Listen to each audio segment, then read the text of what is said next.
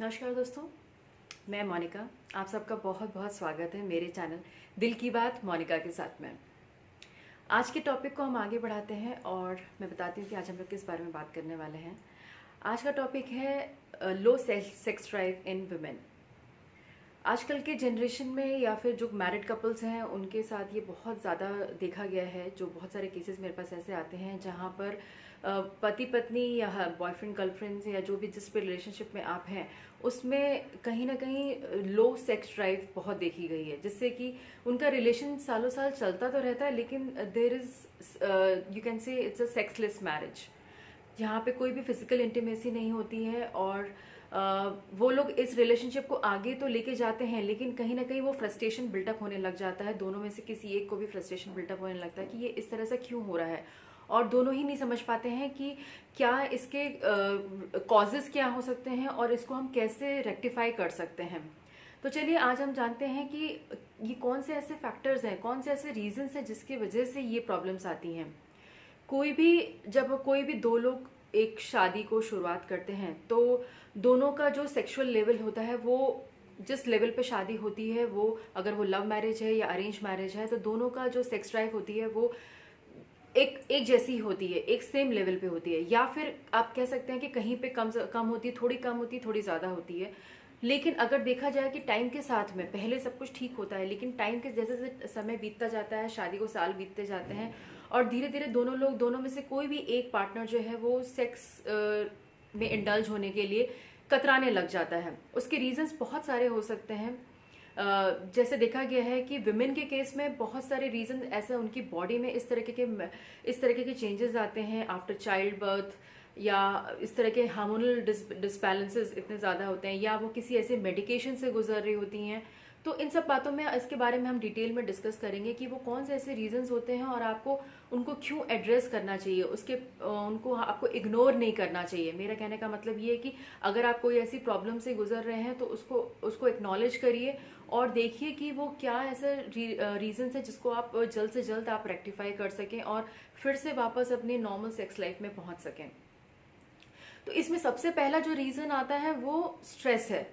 आज की जो भागम भाग की जिंदगी है उसमें इतना ज्यादा स्ट्रेस बढ़ता जा रहा है। स्पेशली मैं ये नहीं कहूंगी कि विमेन पे ज्यादा है या मेन पे ज्यादा है, आई थिंक दोनों के ऊपर ही इक्वल लेवल का स्ट्रेस है।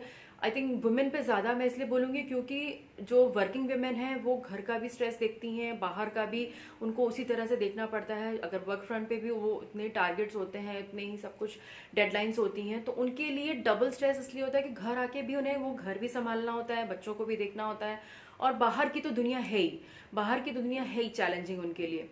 तो यहाँ पे विमेन के लिए स्ट्रेस लेवल मेरे हिसाब से जेंट्स के मुकाबले में ज्यादा होता है। मेल के कंपैरिजन में फीमेल के पास स्ट्रेस लेवल ज्यादा होता है क्योंकि वो दोहरी जिम्मेदारी निभा रही होती हैं।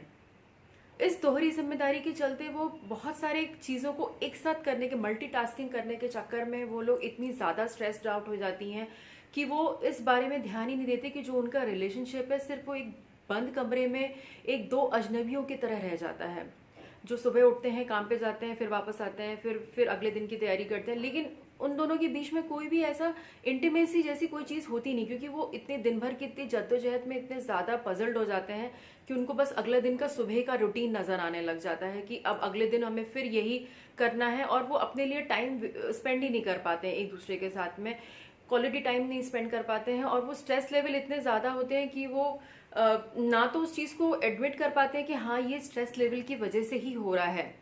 उनको लगता है कि नहीं, आज नहीं तो कल ये सब कुछ ठीक हो ही जाएगा। तो मैं गुजारिश करूंगी जो भी ये वर्किंग वुमेन इस वीडियो को देख रही हैं, इस बात को जरूर समझिए कि कहीं ना कहीं कुछ प्रॉब्लम है। अगर आप अपने लिए नहीं समय दे पा रहे हैं, अपने पार्टनर के लिए समय नहीं दे पा रहे हैं, और आपको अगर लग रहा है कि आपकी फिजिकल इंटीमेसी की जो फ्रीक्वेंसी है वो पहले से बहुत ज्यादा कम हो गई है, तो ये आपके लिए एक अलार्मिंग सिग्नल है।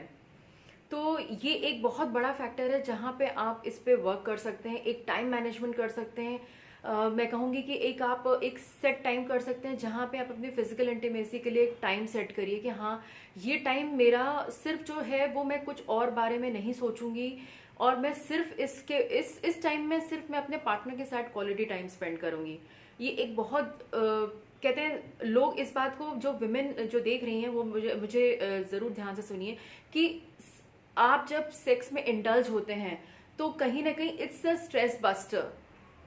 ये आपके लिए एक बहुत बड़ा स्ट्रेस बस्टर है। अगर आप किसी भी प्रॉब्लम से गुजर रहे हैं, चाहे वो जैसे कि कई केसेस में देखा गया है विमेन किसी ऐसी उनको माइग्रेन की प्रॉब्लम है, या उनको बहुत ज़्यादा डिप्रेशन हो रहा है, या आप कोई भी ऐसी मेंटल प्रॉब्लम को उठा के देख लीजिए जहाँ पे आपको बहुत ज़्यादा एंजाइटी, अगर आप बहुत दिन भर के काम के बाद आप बहुत ज़्यादा एंक्शियस फील कर रहे हैं, तो जब आप सेक्स में इंडल्ज होते हैं तो आपकी बॉडी में इस तरह के केमिकल्स रिलीज होते हैं, फील गुड हार्मोन्स रिलीज होते हैं, जिससे कि आपकी बॉडी रिलैक्स हो जाती है।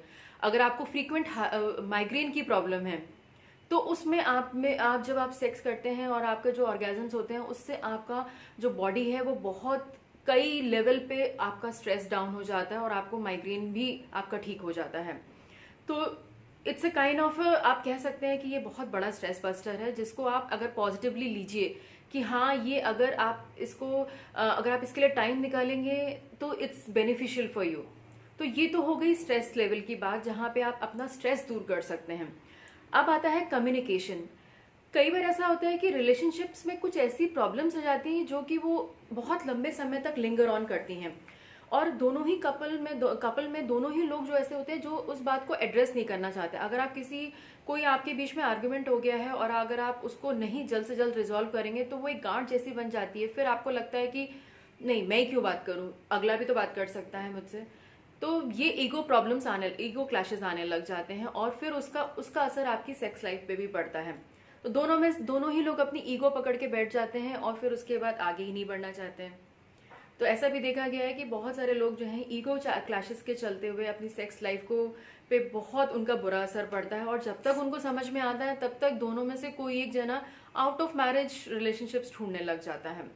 ऑब्वियसली बात है कि अगर कोई एक्स्ट्रा मैरिटल अफेयर आप जो देख रहे हैं इतना सोसाइटी में हो रहा है, वो क्यों हो रहा है? आपको लगता है कि कोई अपनी बसी बसाई गृहस्थी को तोड़कर क्यों बाहर जाना चाहेगा? क्योंकि कोई चीज़ कमी होती है, कहीं पे कोई चीज़ कम होती है, तभी इंसान बाहर वो उस चीज़ को तलाशने लग जाता है। तो इस बात को ध्यान से सोचिए, और अपनी ईगो को मैं तीसरी बार इस बात को रिपीट कर रही हूँ कि ईगो उतनी ही होनी चाहिए जितना दाल में नमक। तो ये डायलॉग आप मेरे मुंह से एक बार फिर से सुन रहे हैं आज, कि अपनी ईगो पे कंट्रोल करिए, और जो भी इश्यूज हैं, माइनर इश्यूज हैं, मेजर इश्यूज हैं, अगर माइनर इश्यूज हैं तो आप अपने आप से सॉल्व कर सकते हैं। आपस में कम्युनिकेट करिए, अपना क्वालिटी टाइम स्पेंड करिए अपने पार्टनर के साथ में। और अगर मेजर इश्यूज हैं, मैं ये नहीं कहती कि हर रिलेशनशिप परफेक्ट ही है, सब कुछ अच्छा ही चल रहा हो। अगर कोई मेजर इश्यूज चल रहे हैं तो मैं सजेस्ट करूंगी आप किसी सेक्स थेरेपिस्ट से या फिर आप किसी मैरिज काउंसलर से बात करिए। आप मुझसे भी बात कर सकते हैं अपनी किसी भी प्रॉब्लम को रिलेट करते हुए, अगर आप चाहते थे तो मुझसे अगर आप कनेक्ट कर रहे हैं तो डेफिनेटली, अगर आप कंफर्टेबल फील करते हैं तो आप मुझसे भी, मैं कपल काउंसलिंग सेशंस लेती हूँ, आप मुझसे भी बात कर सकते हैं। ओके, नाउ थर्ड पॉइंट आता है कि इसमें कि लेडीज के साथ में, विमेन के साथ में, जब वो एक एज के ग्राफ में होती हैं, after 40s, specially after 40 to 45 के एज में, जब वो इस ब्रैकेट में आती हैं तो उनकी लाइफ में बहुत सारे, उनकी बॉडी में बहुत सारे बदलाव होने लग जाते हैं। वो प्री मेनोपॉजल फेज में चली जाती हैं और फिर उसके बाद मेनोपॉज का टाइम आने लग जाता है। तो ये जो प्री मेनोपॉजल का फेज होता है, इसमें बहुत सारे चैलेंज आते हैं आपके लिए। बॉडीली चैलेंज भी बहुत होते हैं जो कि आपको समझ नहीं आते, आपके मूड स्विंग्स होते हैं, इमोशनल चैलेंजेस होते हैं। आपको कभी अचानक से बहुत गुस्सा आने लग जाता है, कभी आप अपने आप को समझ ही नहीं पाते कि आपकी सेक्स ड्राइव अचानक से बिल्कुल लो चली जाती है, आपका बिल्कुल लो, कहने का मतलब है कि बिल्कुल लो फील करने लग जाते हैं। तो इस बारे में अपने डॉक्टर से कंसल्ट करिए, अपने गायनिक से कंसल्ट करिए कि अगर आप उस कैटेगरी में आ रहे हैं, अगर आप प्री मेनोपॉजल फेज आपका चालू हो गया है और आपका इस तरह से आप फील कर रहे हैं कि आपको अचानक से इस तरह के प्रॉब्लम्स आ रही हैं, आपको समझ में आ रहा है, तो अपने डॉक्टर से कंसल्ट करिए, गायनिक से कंसल्ट करिए। वो आपको डेफिनेटली आपको इसके लिए रिलीफ में बताएंगे कि क्या ट्रीटमेंट कर सकते हैं, जिससे कि आप बिना अपने सेक्स लाइफ को खराब किए हुए आप इस फेज से भी गुजर जाएं। क्योंकि ये तो कभी ना कभी तो आना ही है, और इसमें पार्टनर्स का भी बहुत बड़ा योगदान है। जब हस्बैंड्स को भी पता चलता है कि उनकी वाइफ जो है वो मेनोपॉजल फेज से गुजर रही हैं, तो वो थोड़ा और ज़्यादा पेशेंट हो जाते हैं और आपकी बात को ध्यान से सुनेंगे, और आपके टेम्परामेंट्स को, जो मूड स्विंग्स हैं, उनको भी समझने में उनको आसानी होती है कि हाँ, ये एक मेडिकल प्रॉब्लम है जो कि धीरे धीरे ठीक हो जाएगी, but with love and support and care इससे भी गुजर जाते हैं। कई बार मेरा मानना है कि सेक्स लाइफ में ज़रूरी नहीं कि आप इंटरकोर्स तक ही पहुंचे। कहने का मतलब ये है कि अगर आप बात कर रहे हैं एक दूसरे से, एक दूसरे को समझ रहे हैं, एक दूसरे की बात को समझ रहे हैं, एक दूसरे की फीलिंग्स को रिस्पेक्ट दे रहे हैं, वो भी एक बहुत बड़ा आपके लिए मेंटल सुकून देता है। फिर एक टर्निंग पॉइंट की तरह होता है कि आपको लगता है कि हाँ, आपका पार्टनर जो है वो आपकी फीलिंग्स को समझ रहा है, आपकी प्रॉब्लम्स में आपके साथ है। तो जब ये फीलिंग जनरेट होती है तो ऑटोमेटिकली आप उस व्यक्ति के प्रति इंक्लाइन होने लग जाते हैं। तो ये तो बात हुई मेडिकल टर्म्स में। अगर आप किसी ऐसी मेडिकल प्रॉब्लम से गुजर रहे हैं जहाँ पे जो मैंने मेनोपॉजल की बात बताई, और एक और चीज़ है जहाँ पे अगर बहुत सारी लेडीज हैं जो कि फाइब्रॉइड्स या कुछ इस तरह की यूट्राइन प्रॉब्लम से गुजर रही हैं, जिसमें कि आपको बिल्कुल बहुत ज़्यादा पेनफुल हो जाता है आपके लिए सेक्स करना, तो वो भी एक मेडिकल प्रॉब्लम है। इसको आप अपने मेडिकल जो भी आपके डॉक्टर्स हैं, गायनिक से कंसल्ट करिए। डेफिनेटली हर प्रॉब्लम का सोल्यूशन है, लेकिन उसको इग्नोर करेंगे तो उतनी ही प्रॉब्लम बढ़ती चली जाएगी और फिर वो कोई और रूप ले लेगी। तो इससे बेटर है कि आप टाइमली उस पर फोकस करिए और समझिए कि कहाँ पे ऐसा हो रहा है। अब इसमें बात आती है, नेक्स्ट पॉइंट जो है वो आपका लो सेल्फ एस्टीम है। बहुत सारी विमेन आफ्टर चाइल्ड बर्थ या बहुत सारी over a period of time आपकी बॉडी जो है वो इस तरह से आपको लगता है कि अब वो हम उस शेप में नहीं रह गए हैं, या आपकी फिगर को लेकर बहुत ज़्यादा कॉन्शियस होने लग जाती हैं। उसके चलते भी आपकी सेक्स ड्राइव पे असर पड़ता है। आप कॉन्फिडेंट नहीं फील करती हैं कि अगर आपको लगता है कि चाइल्ड बर्थ के बाद आपने बहुत ज़्यादा वेट गेन कर लिया है, या आपके स्ट्रेच मार्क्स हो गए हैं, या बहुत सारी ऐसी चीज़ें होती हैं जो कि हम विमेन की बॉडी पे बहुत ज़बरदस्त टॉल देती हैं। चाइल्ड बर्थ आसान नहीं है, इट्स अ बिग थिंग। आपके बिग ट्रांसफॉर्मेशन होता है आपकी बॉडी में। ऐसे ऐसे चेंजेस आते हैं जो कि आप ही समझ सकते हैं अपनी बॉडी को। हर बॉडी एक यूनिक बॉडी है, हर चैलेंज जो है वो एक यूनिक चैलेंज है। अपनी बॉडी को आप समझिए और देखिए, अगर आप इस तरह की आपको प्रॉब्लम्स आ रही हैं, आप काउंसलर से बात करिए, अपने आप को एक्नॉलेज करिए। देखिए, एक्नॉलेजमेंट बहुत ज़रूरी है। अगर आपको लगेगा नहीं सब कुछ ठीक है, मेरे साथ कोई प्रॉब्लम नहीं है, लेकिन फिर भी कहीं ना कहीं वो प्रॉब्लम जो है वो सरफेस करती रहती हैं, और जब वो अंडरलाइंग प्रॉब्लम्स बहुत लंबे समय तक सरफेस करती चली जाती हैं और उनका कोई सोल्यूशन नहीं ढूंढते हैं, तब आपको कहीं ना कहीं आपके मन में वो नासूर जैसा बनता जाता है। और उसका असर जो होता है वो कई लेवल पे होता है। आपका गुस्सा बढ़ जाता है, आपका फ्रस्ट्रेशन लेवल बढ़ जाता है, एंजाइटी आपकी बढ़ जाती है। तो इस तरह के इश्यूज जो हैं वो ये कॉमन इश्यूज हैं जो कि आपकी सेक्स ड्राइव को कम करते हैं और आपको एंग्शियस बनाते हैं, चिड़चिड़ा बनाते हैं, और आप समझ ही नहीं पाते कि वो ऐसा क्यों हो रहा है आपके साथ में। यकीन मानिए, एक हेल्दी सेक्स लाइफ बहुत ज़रूरी है किसी भी रिलेशनशिप की बुनियाद।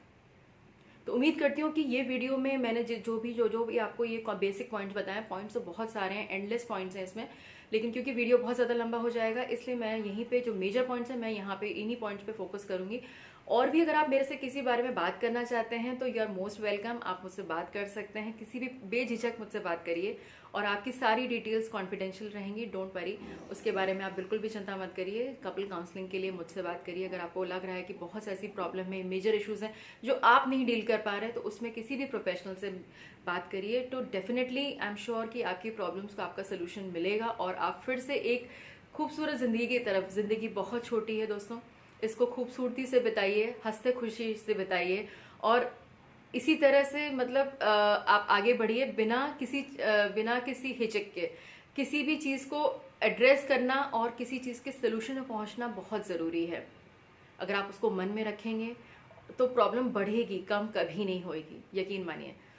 तो इसी उम्मीद के साथ कि आज का वीडियो में आपके लिए कुछ इन्फॉर्मेशन ऐसी होगी जो कि आप अपने इंट्रोस्पेक्ट कर सकेंगे। तो उम्मीद करती हूँ कि आपको ये वीडियो पसंद आएगा, तो इसको लाइक करिए, शेयर करिए, सब्सक्राइब करिए। और आपको अगर लगता है कि आपके किसी फ्रेंड सर्कल में जो इस तरह की प्रॉब्लम से गुजर रहे हैं और उनको कोई ऐसा नहीं आउटलेट मिल रहा है जहाँ पे वो अपनी बात को शेयर कर सके, तो उनको इस वीडियो को शेयर करिए, तो ज़रूर उनको सुनने के बाद कुछ हेल्प मिलेगी। तो इसी के साथ ही मैं इस वीडियो को एंड करती हूँ और फिर आपको मिलूंगी एक नए टॉपिक के साथ में। तब तक के लिए देखते रहिए, और बहुत बहुत शुक्रिया मुझे मेरे पूरे वीडियो को यहाँ तक देखने के लिए। इस वैल्यूएबल इन्फॉर्मेशन मैंने आपके साथ शेयर करी आज। तो उम्मीद करती हूँ कि आने वाले समय में भी मैं बहुत सारे अच्छे वीडियोस आपके लिए लेके आऊँगी, और तब तक के लिए मुझे आज्ञा दीजिए। फिर मिलेंगे एक और नए वीडियो के साथ में, और देखते रहिए दिल की बात मोनिका के साथ में। मेरी सारी भी कॉन्टैक्ट इन्फॉर्मेशन जो भी हैं, मेरे ईमेल आईडीज, मेरे कॉन्टैक्ट नंबर्स मैंने डिस्क्रिप्शन बॉक्स में हैं, तो वो डिस्क्रिप्शन बॉक्स चेक करना मत भूलिएगा। तो तब तक के लिए मुझे आगे दीजिए, नमस्कार, और stay happy, stay positive and keep moving in life.